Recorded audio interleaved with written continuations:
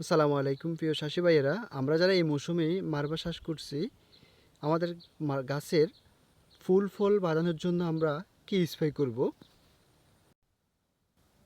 ফুল ফল বাঁধানোর জন্য আমরা ব্যবহার করব ফ্লোরা, কম বেশি সকলেরই পরিচিত।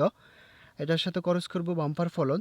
আমাদের মারবা গাছের ফুল ফল দ্বিগুণ পরিমাণ বাড়বে ইনশাল্লাহ।